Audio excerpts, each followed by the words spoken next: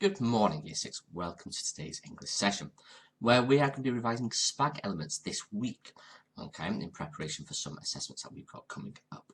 So, with SPAG today, we are going to be looking at changing regular and irregular verbs into their past and maybe present forms as well.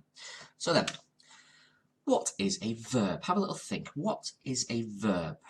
Really think to yourself. Say out loud, what is it? What is a verb? Well, if you said a verb is an action word, you are absolutely correct, okay? Now, verbs often are about these three things. Maybe a physical action, like to swim or to write or to climb. Maybe a mental action, to think, to guess, or maybe to consider something. Or a state of being, to be or to exist or to appear. Now, a state of being sounds very, very confusing, and it sounds really sort of weird, but it is actually one of the most common types of verbs because it is I am or you are or they are and so on, and these are like the states of beings. So a verb is about a physical action, a mental action, or a state of being. Again, a verb is an action word, it's a doing word. Now then, how do you make the past tense of a verb? So let's take to play. To play, the infinitive there, to play. So play, how would I change that into a past tense? Again, if you are shouting down the screen, Mr. Drummond, you make the past tense by adding ed. You are absolutely correct, okay? To make the past tense of regular verbs, we add ed at the end, okay? And here are some examples. Laugh becomes laughed. Play, played. Smile, smiled, okay? These are all past tense. Okay, adding ed. And remember your spelling rules when we come to that. It's very, very important, okay, that you can spell these correctly. Now, it does sound as simple as adding ed, and that is generally what we do. Okay, we add ed. Walk, walked, played, played.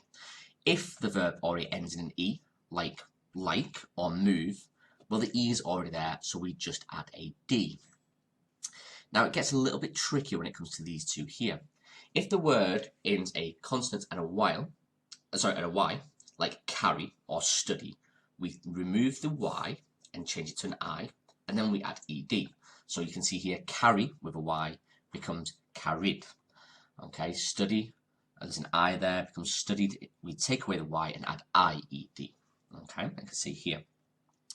Now, if the verbs end in a single consonant, okay, so that's B, C, D, F, G, H, okay, it's a consonant, not a vowel. Vowel's A, E, I, O, U. So it ends in a consonant, okay, and the second last letter is a vowel, okay, so it's a vowel, then a consonant, okay, with double the last letter. So for example, planned, stopped, okay, you can see the double letter here, okay, and there's spelling rules for past tense, and these are regular verbs, okay, remember, these are regular verbs. So in your work today, make sure that you are looking at your spelling as well. It is very, very important. Now, Mr. Drummond, hold up. But what about run and ran and steal and stole and see or saw or do or did or what even go and went? Exactly. Okay, this is the English language, and of course, not everything is always as simple as it appears. These are irregular verbs. Now, irregular verbs are a little bit more complicated because with irregular verbs, the word just seems to have a completely different sort of way of writing it in the past tense. And it is. But there are about 200 of these irregular verbs. And unfortunately, there's no rules. We just have to learn them through reading, through writing, and through our speech. So it's very important, okay, to learn these from constant reading, from reading lots and lots and lots, from writing, and from just speaking in English as well. Okay, this is where your knowledge of these irregular verbs would come into place. Here are some of them. Now, these are the 50 most common irregular verbs, okay, and this is just some of them, and you may recognize them. Eat, ate, eaten. To teach, taught and taught. Tell, told and told. What are the ones might we've seen across the way here? Know, knew, and known, okay? Sometimes we just have to think back to what we may have heard or what we may have read in the past, okay? So remember, these are irregular verbs, and these will have a different way of saying and spelling them if they are in the past tense. Now then, your work today is all about regular and irregular verbs. So complete your section of the worksheets that I have sent to you, okay? Remember the spelling rules. You can just write these on a piece of paper.